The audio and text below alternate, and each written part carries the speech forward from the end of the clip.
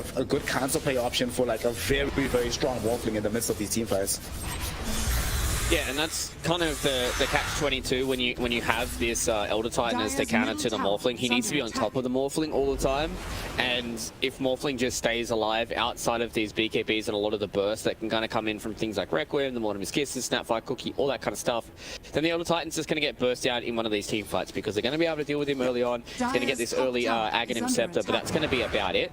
Like, once he gets the Ag Scepter, yeah, he's going to have a bit of this magic immunity, but ET's not going to stay alive team fight. So as long as Erica can outlive that initial couple of seconds of the team fight, then he should be relatively a-okay. And the fact that he's got the Lincoln Sphere now as well and the Aghanim Scepter, like, it's just going to be so hard to kill Erica that once he does start building up these damage items, I think it's going to start swinging heavily in the favor of Vici Gaming. According to Gaben, it's starting to trend slowly but surely in favor of Vici as well in terms of win probability. Wildcard, you were mentioning earlier that they just try and dodge on the map right now, get what they can, get closer towards getting this. Naga is a scary hero.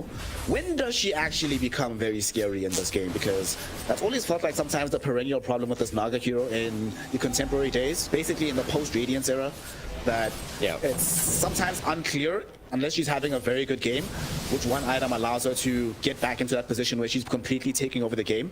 And it feels like Eve as well is having some indecision about this, right? He cycled through the Butterfly from earlier, now he's queued up this Lincoln Sphere. Is this the right item, or is there another item that you feel would really help make a difference for the Naga?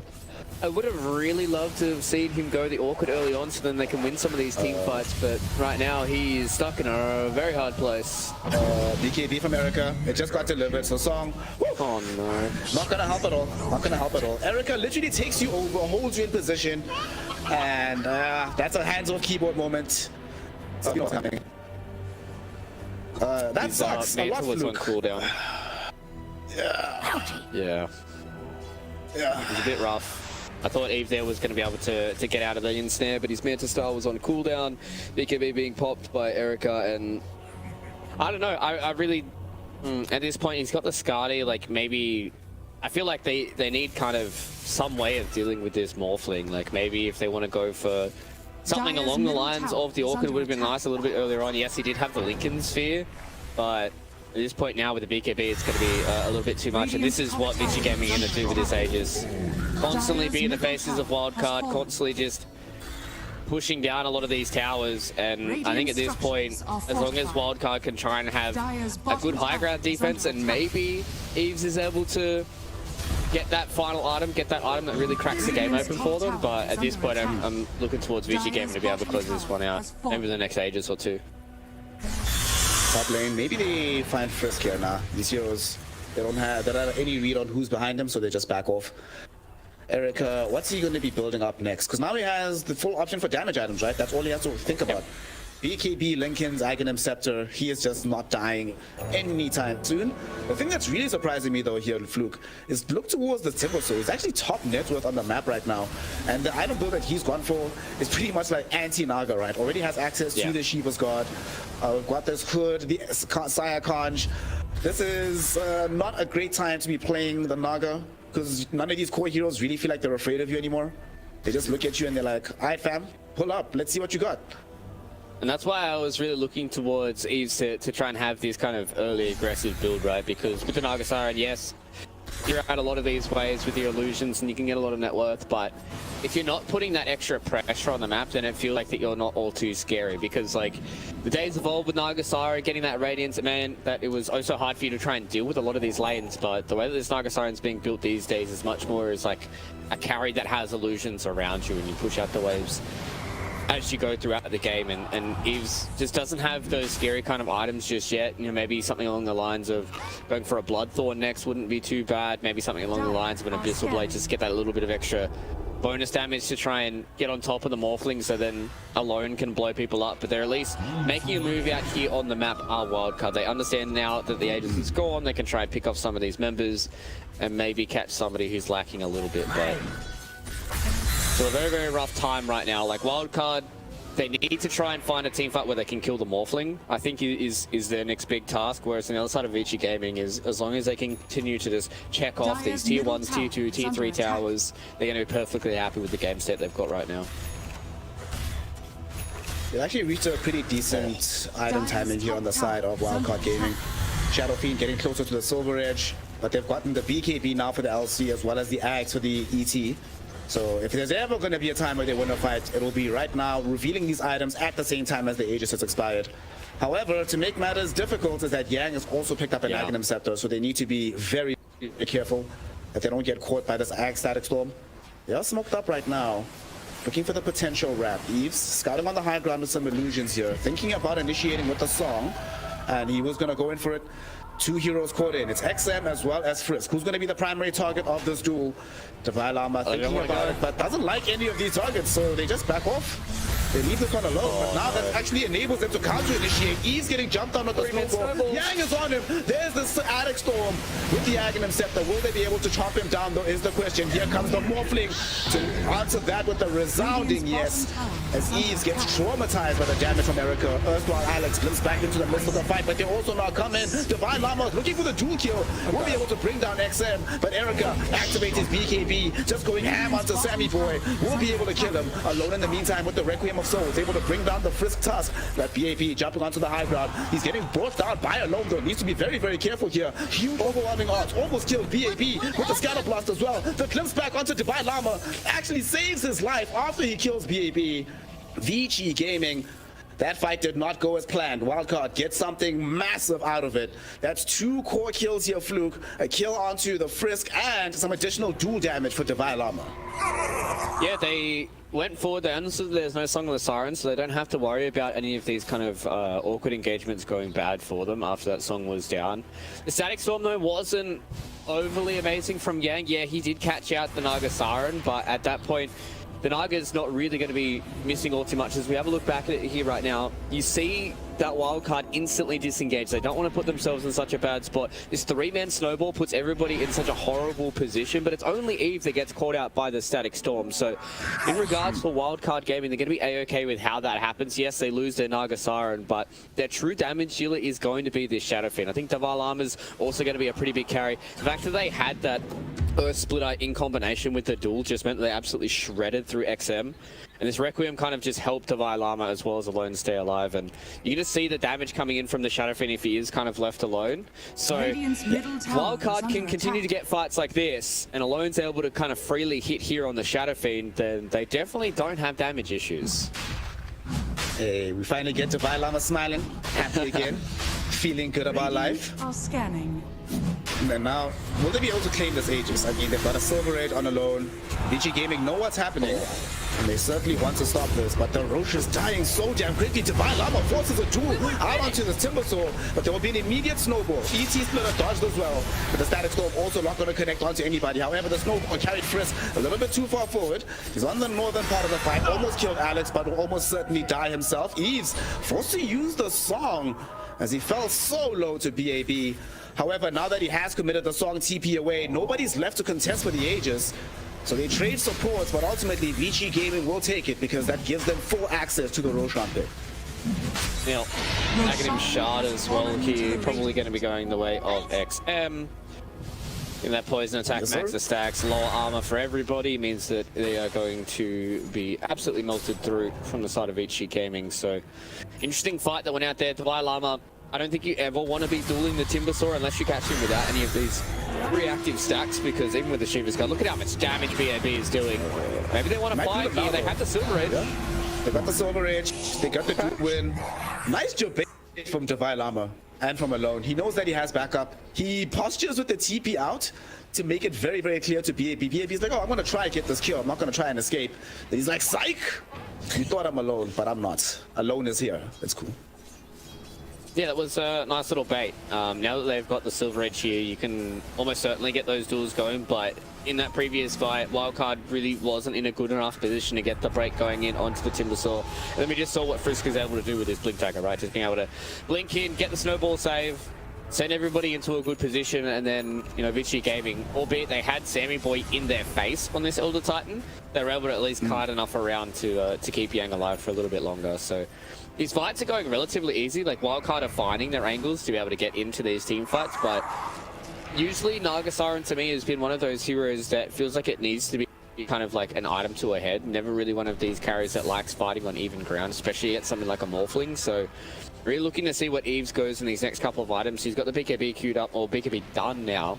He's going to go towards the butterfly. So a bit more of this right-clicking kind of Naga Siren, and if Alone's able to use the space that Eves should be able to give him with this BKB and the Skadi and the Lincolns, then it should be okay for Wildcard. Oh, Mjolnir on Erica. Okay. Right, for Mjolnir to try and help deal with these illusions. Static charges, not terrible either. Always feels kind of nice. But that is one of the things that they are lacking at this point, right? No way to easily deal with masses of illusions. They're pretty much reliant on bursting the main hero, and that's how they've been dealing with Eves for the most part. But now that Eves has Lincolns and BKB and gonna hit the butterfly, suddenly the prospect of doing so becomes much less possible. They're gonna smoke up right now to reveal an item. Dude, how many of these smoke gangs is Alex gonna break this game? What a player.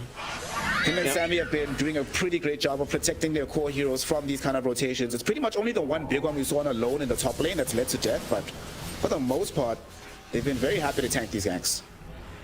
Yeah, you're definitely A-okay if you're wild card right now, especially because Eves is starting to cut these waves as well. If they can deal with this one creep wave and the Naga Illusion is able to cut this creep wave perfectly in their backline, then Wildcard are going to be pretty happy with how this is going. But this is the power of Viper with this Aghanim Shard. Look at how much damage the towers take. I think they need to try and fight soon. Yeah, they do. They can't let this just go. They do have a clip of fortification if they do want to pop it. Sammy pops BKB, so... Radiant's so I had the ad, sorry, so he gets the... Yeah, the spell immunity. My bad. They will actually just give up a Rax for free at this point. Okay. They really don't want to overcommit. I mean, we are 37 minutes into the game, right? A solitary lane of Rax, not that big of a deal. With a minute 30 to go on the Aegis as well, they, as you said, they just don't want to overcommit. The only real way that they get a lot of these team fights going is if they have the Llama who gets, blinks in or gets Fire Snap cookied in, and you don't really want to have your Legion Commander out the front like that. So it was very awkward for Wildcard to try and get an initiation. They did their best to try and clear these creep waves, and yeah, they do lose a melee Rax out of that.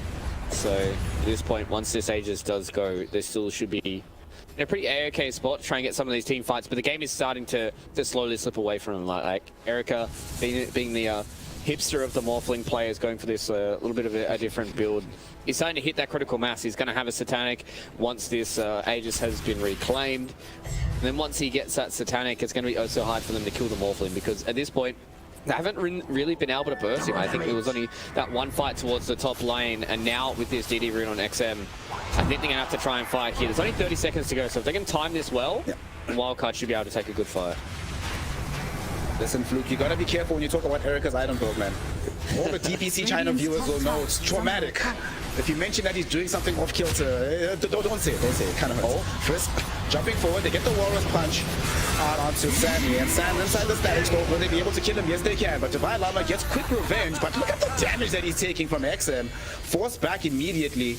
There will be a buyback coming in from Sammy, as Erica did lose out on a bunch of HP. There's BKB available, but the age is about to expire. Will they get the fear? Let's see. Will it happen? No! The fear doesn't come out in time, but Erica is still all alone. Needs to get very far away from this fight. He'll try to jump himself away. In the meantime, though, he's being chased out by Eves, who really wants to demonstrate the power of this Naga Siren. And with the ET splitter connecting, Erica about to die. At the same time, they do bring down Alone on the back end of the fight. Erica manages to survive somehow, going down to the north. And now here's XM cleaning up on the back end. Huge, overwhelming odds from Divine Llama, with the damage from Eves allowed them to kill the Viper. Somehow Erica does end up living. It's an expensive hold from the side of Wildcard Gaming. Does cost 3 lives to do it, but at the end of the day, they do manage to bounce Vici Gaming away from this bottom lane. It came so close, Fluke. If the execution was 3% better, we would be looking at a dead Morphling right now. Yeah, you could just tell that Alone as well as Eves, they just didn't have that very clean and crisp kind of execution that they wanted. They did a great job with the Song of the Siren to wait until the Aegis was about to fall out. I love the amount of kiting that Wildcard Gaming are actually able to do here. The fact that Divine Llama goes in, gets that last second duel, and we see here with the replay, like 2 seconds left on the Aegis. It gets reclaimed right now. They can't do any damage because of the Song of the Siren, and because they don't get that initial instant Requiem coming out of the Song of the Siren, Erica gets the BKB off, does plenty of damage alone, gets caught in the backlines going up against BOB on the timber, and then at that point they just kind of run out of damage to take down Erica. They were ever so close to getting it done, and it's a solid hold that comes in from Wildcard. As you said, very, very expensive though. They did lose 3 lives and 2 buybacks out of that, so Wildcard, they got close to being able to keep that one alive, and showing signs that they can definitely win a team fight, but if you're having to expend that every single time, you're not always going to have buybacks. Yeah. And now suddenly, if any of these heroes die in the next go-around, we won't have buyback. At present, none of these heroes in Wildcard Gaming have access to buyback. It's only this Tusk from Vici Gaming. So, still a very tense game. The big man is possibly up within the next minute or so. So Wildcard Gaming will still have another bite at the cherry, as Vici will likely want to wait that out. But as I say that, here they come in with the smoke. It's going to be smoke on smoke action though, because Wildcard Gaming also coming in. Will they intercept each other? BAB spotted out by Alone, who's in Viz right now. Going to turn around. Silver Edge hit does come out. BKB will be there first from him and Erica. Erica throwing in the right clicks though. Alone is in trouble. Alone is dead. Way for back into the mid lane from the Smurfling. Do they want to re-engage on the high ground? Frisk will start the fight for them, coming up here, and they find Ease as well. We have to pop the BKB. XM and Frisk now deciding to surround Sammy. Erica coming into the fray as well. The ET in danger, gets saved at the very last second, and there's going to be a song. Divine Llama, can ET be out in time? Yes, he can. So can Eves. BAB will be able to chase down Sam, so he's the unlucky one in this coterie, but nonetheless, Vici Gaming end up winning that fight, and the big prize was the kill onto the Alone SF, and this should open up the path to a lane of Rax. Yeah, it's a very awkward engagement that came in there from Wildcard. They're a little bit disconnected. Eves was in the back line. I thought he was going to try and make a little rotation through those trees to try and take out Yang, but just never got that full committal. And then as soon as Lone got caught out with the BKB and ever so low, that was kind of all she wrote. Mega creeps now, and Wildcard, they need a big defense to try and keep this game going. Eves doesn't have access to the song for another 35 seconds. One final lane of Rax remains. Alone will be back in 20 seconds, but they push so quickly on the side of Vici between the Morphling and XM with the Aghanim shot. They should make short work of these buildings. Wildcard, what can they do? Divine Llama looking for a duel to already find the Morphling, but woo, he wishes he had it. He's already dead. Eve is going to follow him into the grave. Static Storm onto Sammy as he didn't get the spirit off in time. And Wildcard Gaming, they know that the jig is up. GG, well played is called. And Vici Gaming find themselves one game ahead in this elimination series, one step closer to a slot at TI, and one game away from eliminating Wildcard here in this lower bracket matchup. Yeah, Vici Gaming coming in with a really, really good draft for game number 1. I think they had some very, very strong lanes. They really had a clear kind of...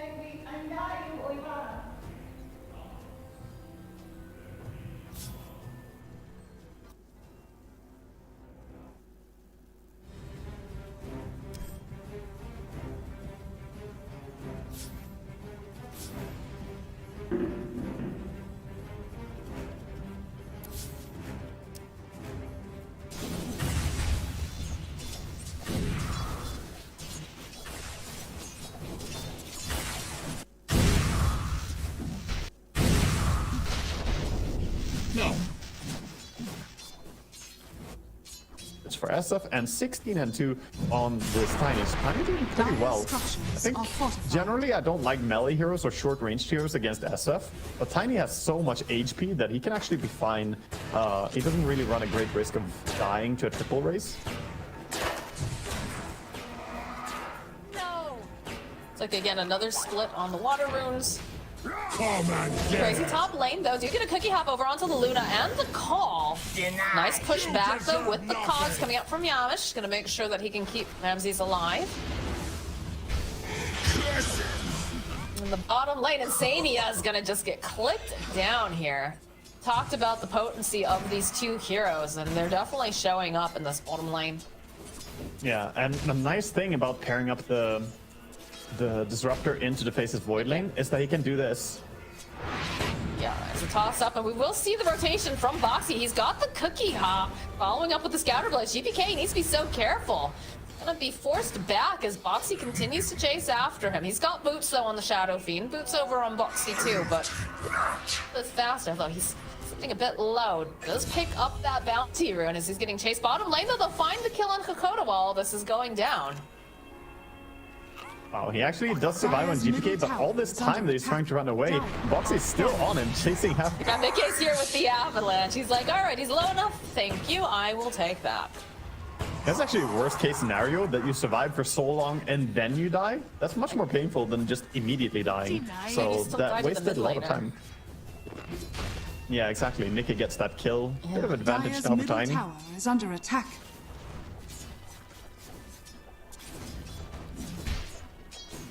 Are putting the pressure on Zai, realizing that Boxy wasn't there, but the cookie hop from Boxy will ensure that Zai will survive. But know that they can't harass him as strongly as they could before now that he's back as a support. Over here, though, we have the runes coming up, and this is what I wanted to see. I wanted to see some sort of rune control coming out from these teams.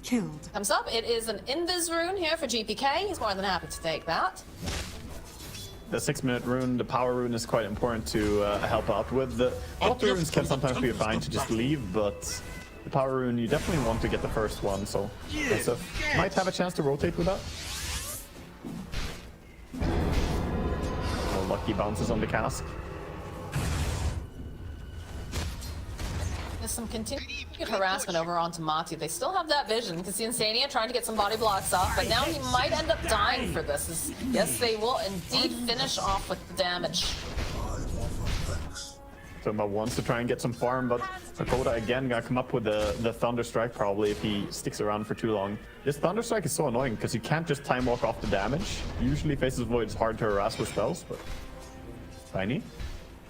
Mickey in the bottom lane takes this rotation. He's gonna go a little bit deep here as he sees Hakoda's got the avalanche toss up into the air. Not quite enough burst damage though. Have to be a bit careful as Matu makes his way over, jumps into the tree line with the time dilation. He's got to close the gap over on Hakoda. He's getting close enough, but he's going pretty far for this, as it looks like Hakoda's gonna survive. Rotation from Mickey, but it doesn't end up yielding any sort of a kill. However, it does push them back and allow some of this damage on the tower, and a little bit more breathing room for Matu to hit creeps. Yeah, Mickey's sticking around. He's being very persistent here. DM is very bothered by this. He has to hide in a tree line, and they're hitting a nice power spike where Visage is not level 6 yet, so he's not ready to fight. And because of this, they can bully him back and take this tower. It's gonna go down. Tower is under attack. A lot of heroes in the bottom lane right now. Boxy also rotating over, heading back to the middle line here. This is such a big win though for Liquid. Usually you don't manage to take the enemy off lane tower before they take your safe lane, so this mixes things up a little bit. See, gotta get caught out. Yeah, he uses the fairy fire. He's not going to be able to use the cookie to get out though, so we'll end up dying. But that is 2 supports rotating to the mid lane. It's not super costly. GPK is going to be happy about the kill, but it doesn't matter that greatly. But yeah, as I was going to say, the bigger problem now for VP is that they're not going to have as much access to the map as they would like. The avalanche toss back here to Insania. He's got the maledict. Foxy canceling out. Oh my goodness, no Requiem of Souls for you, GPK. I could just see that backfiring, just Snapfire jumping in and the SF gets the ulti out and he just blows him up in the air. I think you've had too many missed cookie hops, Maga, if that's where your brain goes first. Monty, though, throws out the Chronosphere. He can't hit Hakoda, though. He's gonna have to run back and get away from these birds that are causing a big problem, but they're baiting a little bit as Bucks. They both go drop the ward, try to get a couple of these bounces off. We'll land over onto Monty. Monty's gonna walk right to Yamage into the cost. He's going to fall, and the follow-up here from Liquid will ensure that they get the kill on DM, but now they're a little bit too far out of position, it feels. GPK, Yamage, both here. Hakoda running around in circles. They'll end up finishing off Insania. Boxy doesn't have that cookie, not going to be able to run away. As on the back line, Mickey trying to close the gap. Hakoda getting tapped done over by Boxy, but they'll get off the Requiem of Souls this time around, and they'll end up getting the kill on Mickey. Boxy just going to be able to go and get the D-ward, but he's going to end up dying for this for sure. Okay, Liquid's positioning was way too deep there. That was not the place to be. The Clockwork can just TP in behind and get the kill. GPK getting a triple on the back of this. All this was enabled, by the way, by a nice little play by Disruptor at the start of that fight. Tumbo was trying to get the Chrono and immediate kill on Disruptor, but he got the kinetic field down. Like he said, he couldn't reach him in that Chrono, right? Everything happened on the back of that. They just overcommitted on Liquid. It felt kind of weird the way they were sending in people one by one at that point, but Again, perhaps they Dire's thought that top they tower could is under recover attack. and make these plays, but good response coming out from Verspro. And now they're smoked up, making their way top. They want to cause some problems for Zai, and in fact, this is looking like a very dead axe. So GPK now dominating. Oh, but the follow-up with the avalanche and the Snapfire kisses. Oh my god. So much damage. Not going to be able to quite finish off GPK here. Oh, he's running his Trying wind to lace. close. He's trying, doing everything. Nikkei, though, closing the gap. Avatos, plus that little bit from the scatter blast will ensure they get the kill. They get him, but they didn't manage to get the kill that they probably wanted up here, which was the Luna. She got out in safe time, and Visage is pushing bottom. Radiant Meanwhile, the kill on structures SF is are great, but I still think VP are doing a good job getting more stuff done during the time that was used for this rotation. Radiant's bottom tower Thunderbird's back is to under finish off attack. the tower. Dire's top tower is under attack. DM's just going to teleport away. He's done his job here in the bottom lane. Ramses is just Dire's tucking away to structures are full fortified. farm mode. He's going for the greedy 1-3-4 skill build here. Dire's So top maxing tower out is under on the attack. jungling capabilities and the right clicks. No Eclipse gonna come out early here. I feel like that's such a Ramses thing to do. No. Like, anyways, headshot into the top lane. Oh, go and hold Mickey into play. Good avalanche, though. We'll slow them down. A little bit of that maledict over on Koda. Going out the kinetic fields, trying to support these two heroes. Tumblr's toy forward, wants to finish off Mickey. Gonna have to chase a little bit more. They can't quite once again. There it is. They follow up, but here comes Matu. Nice static storm being thrown up by Hakoda. They're not gonna be able to go and get that Chronosphere off immediately like they might have done it. And Matu taking a lot of damage. Does manage to go get GBK in the corner, but he gets pushed back. A nice play coming out from Disruptors. Now Boxy going to end up falling to Yamcha, and then Insania will die to GPK. Koda not gonna have the glimpse up for a little bit longer. Will be able to get himself a courier snipe though on the way out. Hakoda is just the nightmare of Matuma Man here. He's not allowed to do what he wants. He puts down a chrono and he's never allowed to hit, and it's always Hakoda's fault. He glimpses him out of the chronosphere, just like he kinetic shielded him earlier, preventing any damage outputs. That positioning is actually just so good coming out from him. Like you said, you know, the kinetic field earlier. He's had a couple glimpses in several of the games now that have just totally thrown Matu off. Honestly, whenever he sees this disruptor, feels like Matu is gonna have to just push that BKB well in advance, because half the time this little guy is gonna have the Aghanim Scepter, or he's just gonna have something that's gonna cause Matu to not be able to get the objectives that he wants. Damage just hiding, but he's not allowing Matuma Man to farm here. He's being so confident on Clockwork. What? He's just diving in? Yeah, I don't know. This is a little weird considering he's right by a tower, so they should be able to, get a kill on Yamish. Okay, that was a bit weird. I was gonna say that it's really nice he's not allowing the Faces Boy to farm, but then he decides to just run under the Dire's tower. top I'm not tower sure is under what was attack. going on there. Meanwhile, though, the Luna cleared up a quadruple Dire stack on are the scanning. Ancients, so she's getting absolutely huge during this time. Radiant are scanning. Okay, alright. Yeah, I was getting trolled briefly. There was an Aghanim's, I think, queued up over on this Luna. I was like, whoa, Ion Cannon Luna. Dire's top tower That's a is under choice. attack. We might see Aghanims later on for sure, especially with new shard, how that works. We're probably not going to see an early shard, but we might see it purchased later. It can actually be very, Radiant's very bottom strong, tower but is it's under not attack. as good of a Top tower value is shard as falling. the old one was, where you just buy it early, and it's good for farming, good for fighting, good for everything. This one is only good for fighting. Of course, this is the one where you get damage per beam hitting the enemy heroes. As you said, Ramsey's going for the greedier build here. Definitely one of those players that likes to hit his creeps. He ends up turning back around and is just going to go finish up the BKB, Radiant's which is bottom tower pretty is important. under attack. Consider all this lockdown coming out from the side of Liquid. Yeah, Dire's certainly. top I would tower like to see is Liquid under make more attack. moves with the Snapfire ulti and the Axe now. They have the Blink and the Vanguard. I feel like Axe can blink in and they can follow up with more kisses. They need to keep looking for kills, because I think VP are pulling ahead, and I think VP have the stronger late game here too. Well, they are playing together here on the side of Radiant's Liquid. You see bottom Zai and tower is Boxy under paired attack. up. They're making their moves Oh, no, over the towards illusion. the... Oh, Oh no, Dire's oh no, middle no, tower don't. is under Okay, attack. nighttime actually saves. They don't see it because of the nighttime, but oh, They're maybe sending it now. over. Okay, it's not. Yeah, it's Yeah, pretty they're obvious. it's just sitting there. Yep.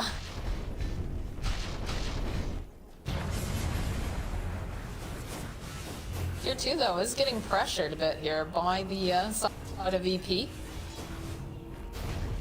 Dire's middle Curious tower to see is if under they're going to attack. make any sort of rotations Radiant's to defend it, bottom or if they're tower just is going under to attack. throw down a flare. But I like how Ramses is not even joining for that. He's like, yeah, you guys pushed it here too. I'm just gonna hit jungle. I'm Radiant's gonna keep bottom farming. tower has fallen. They trade their Dire's mid-tier middle 1 tower for has it, fallen. but that gives them full access to the Radiant jungle now. And Liquid's map is starting to get a little bit smaller.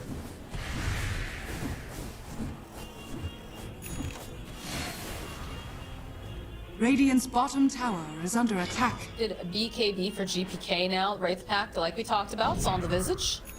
They have This an time, insane power okay. spike. Yeah. I like this. Double Dakota BKB is going- and Wraith Pact. Pagoda is going for more of a utility this time around for one of his first items instead of just looking straight for. Oh boy. Oh, I thought for sure we were going to see the glimpse on Mickey. Gotta pull him back. I like this though. I like the Glimmer Cape that he's choosing to go back for that instead of rushing all the way towards the Aghanims. I honestly think it's overrated to not have any item for so long on Disruptor. It takes forever to get the Aghanims. You have a ward behind their Radiant own structures tower so they are can see fortified. that there is a GPK waiting patiently. Curious to see if they're going to try to go for a call. So I starts moving forward. You can see they've got those birds up before out of cast. Couple Radiant's bounces. middle tower Be able to cancel out the blink. Hook shot in over onto Zai. Nicely done by Yamish as they have all of these birds. Cookie Hop out of the cogs will come into play, but in comes this Luna. And they'll follow up though with the Chronos here. The Snapfire Kiss is absolutely wrecking havoc. Not quite enough damage though to finish off over on Yamish. So it's a lot of Nobody dying. ultis, but not anybody dying just yet. DEM though is separated a little bit as Matu finding the opening over onto GPK. They'll be able to get the kill now that that BKB is down, and they needed something to cancel out the TP of DM. Zai just a little bit too slow here. Not going to be able to provide the call that was needed. Wow, that was a really good fight by Liquid. I didn't expect them to be able to win a fight into double BKB timing with the Wraith Pact as well. I thought that BP were going to be strong enough there, but nice positioning, nice saves with the cookie snap.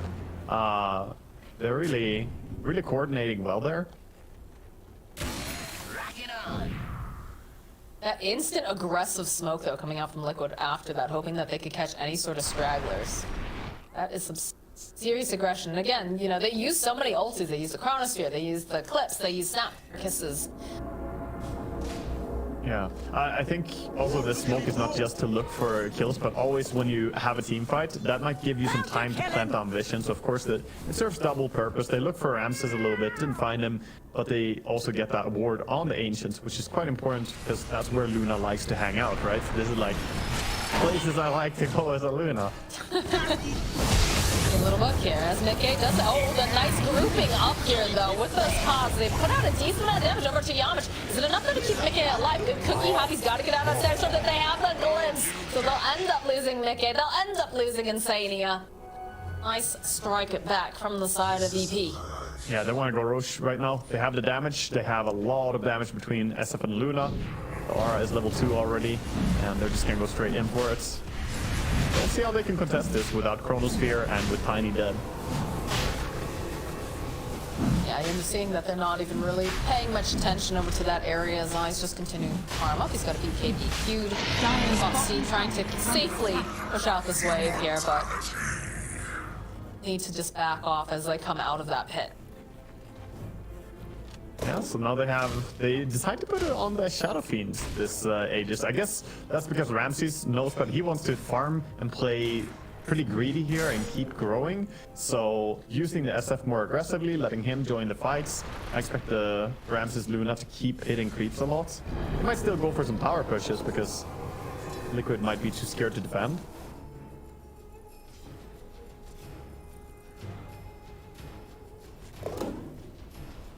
They are moving for tier 1 top, while Zai is waiting for anyone to show on the bottom creep wave.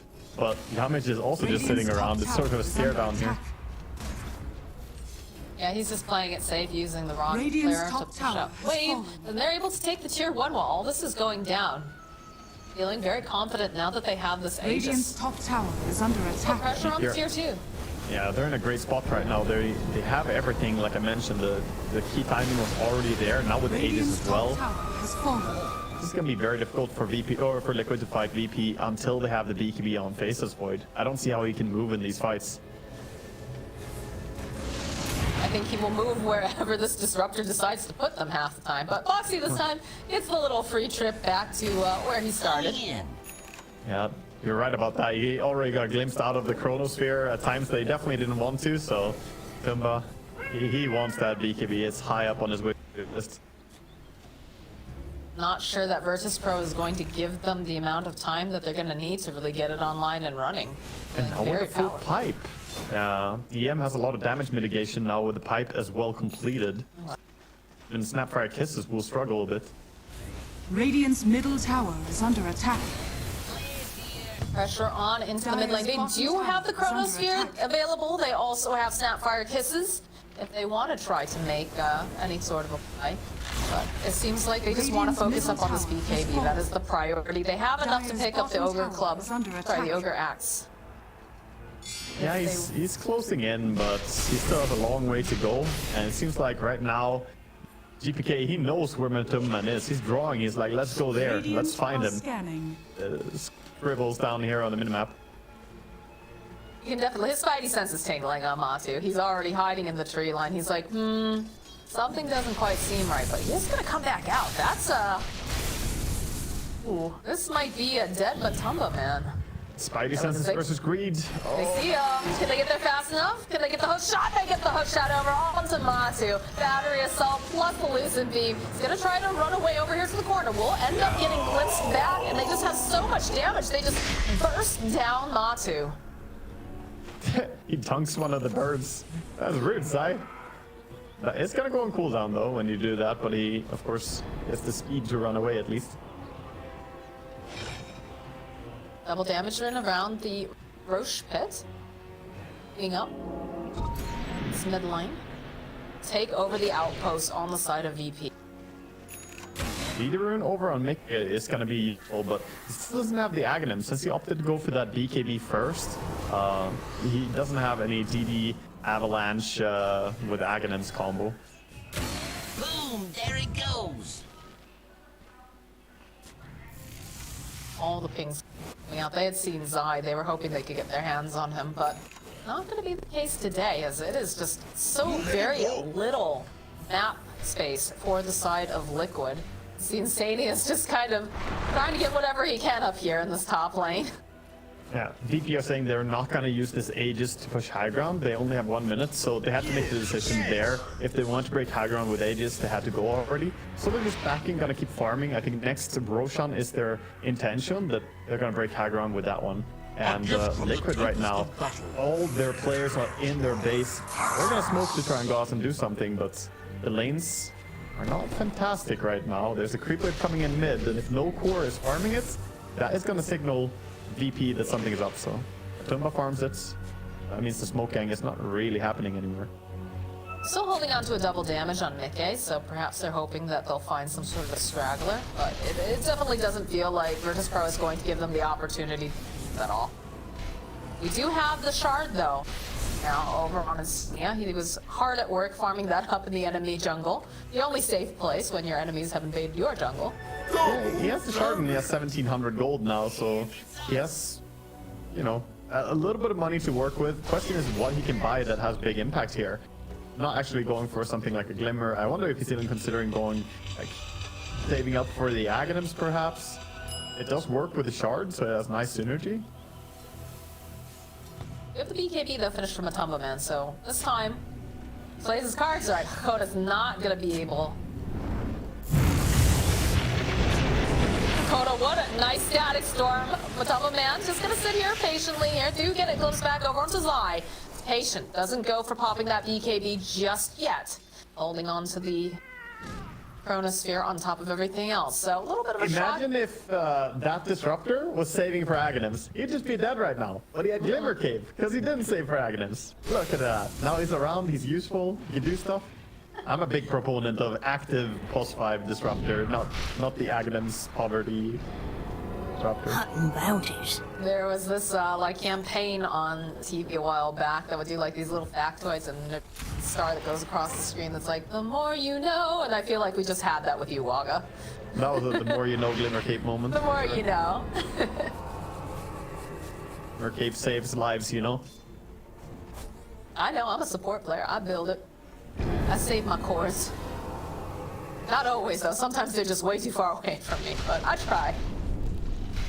Right now it feels like Liquid are trying to at least consolidate some form of control on the map, so they want to go towards top.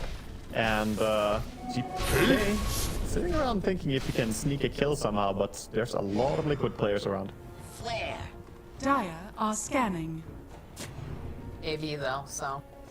It looks like he's just gonna play it safe. I like this move though. He doesn't need to be making any sort of big flashy plays, so. Just teleport out, continue to farm. Yeah, he also doesn't have something like Shadow Blade, so he's not really built for getting solo pickoffs here. Since he went for that Hurricane Pike, which by the way I really like in this game. He can push back the axe, and he can also push away the Void if he gets too close Radiant's to bottom comfort. tower is under attack. Upgrading the Hurricane Pike early on Dire's SF in this top game tower is under is a cool attack. play. Bottom, this tower is taking damage, like a lot of damage right now. And DM has just parked himself down in this bottom area. We'll end up losing one of the birds. Other one should be alright. You'll trade that for like 2,000 building damage or something for the tier 3. Tower is really low now. That means that their high ground siege is just gonna be much easier. The thing about Luna, by the way, when you push high ground, is that if she cracks down the tower, then the glaives start bouncing around on the racks and deeper into the base, right? So when the tier 3 falls, Luna actually is very hard to stop from taking barracks. So this bit of damage she did to the tier 3 tower as Visage, it can be very a very bad sign for Liquid when they have to defend high ground later on. Oh yeah, for sure. If you lose a fight mid-game against a Luna and she's on your side of the map, you're gonna be losing a lot of buildings along with it too. But as expected, Boxy does end up picking up the Wraith Pack, so Boom, there it goes. even though they don't have a natural Wraith Pack carrier, he does end up being the person to secure this item. Flares here. This Yeah, he's damage been from working these on it. rockets. Oof. Been working on it for a long time. The rockets are pretty nice with the Clockwork Aghanim's. I still have yet to play it myself, but it seems very convenient. You can just spam out the rockets, get really big area of vision as well for every set of rockets you send out. And you can even push waves with it quite effectively. No Roche up just yet. It's going to be another 40-something seconds, but you can see VP. They have their mind on LaRoche. They probably want to get a pick off, though, before they go into this. There's just too much of a threat with the AoE coming off from the side of Liquid. Rocket, they're I can under see that ward. size there. That dire ward next to Roshan that they put, really crucial vision.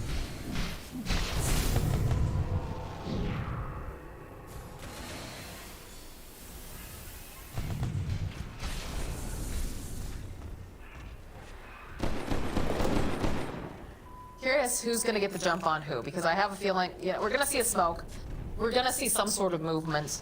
It definitely feels like they have to be very cognizant, though, of all the birds, like, pushing into their base, all the lanes gonna get shoved in. Yeah, it's nice by DM that he's going back towards bottom lane. Even though the standoff is on Roche right now, it's important that he shoves bottom lane back and, again, threatens that tier 3 tower, so that the timer is on Liquid. And when they make a move for the Visage, or if they send anyone back home, then they can start the Roshan. And they kill it fast enough too, so if anyone reacts bottom, they're probably not making it over in time to Roche Pit. What's the better situation here? So obviously, you know, Virtus Pro, they're feeling very confident. They've got a 7k net worth lead, feeling very powerful with their BKBs. Mid-game Luna, of course, is so incredibly potent.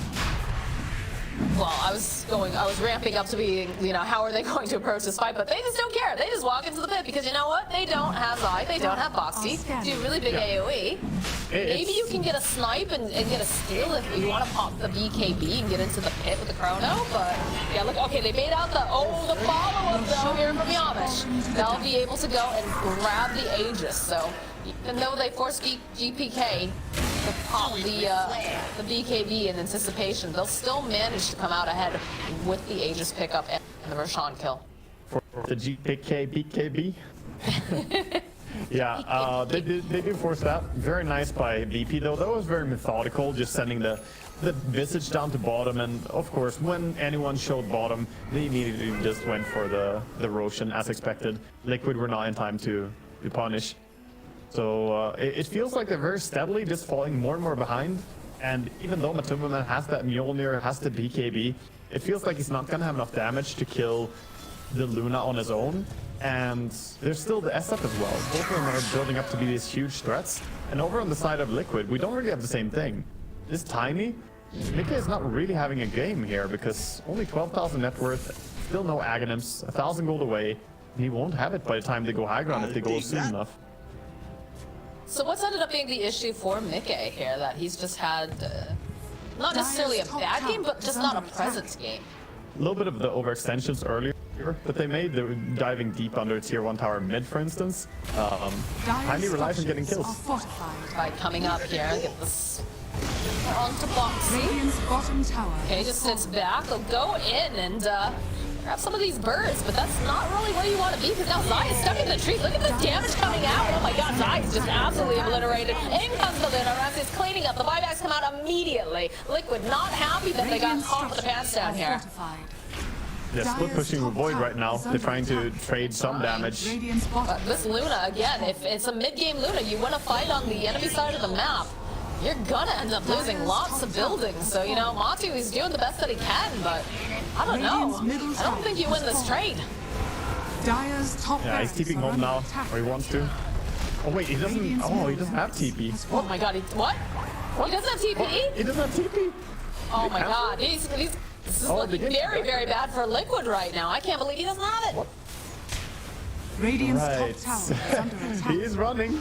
Dire's top He's barracks definitely are under coming through from the other side. Perhaps he can catch them, but they are smoked up over onto the back lines. The opening static storm. All right, there we go. EKB and Boxy over here will be able to take down the Aegis first time, but they'll clean up over on the Snapfire. And now it's just Matu. He's kind of stuck in an awkward position. We'll go for the Chronosphere, but everything is happening at different paces. I'll throw over here onto the Luna, who's kind of stuck in here. But look at the damage coming out. Matu, he's trying. He does get the bash up, but they call GG. Realize that they just cannot stand toe-to-toe. What a way to end this series, Wanda. A bit of an awkward end being stuck on the other side of the map there for sure, but it felt like even if they had the best possible fight that they could get, they just didn't really have the continuous damage output to kill both the SF and the Luna and the Visage. They were so far ahead on VP, and they just scaled better into mid and late game.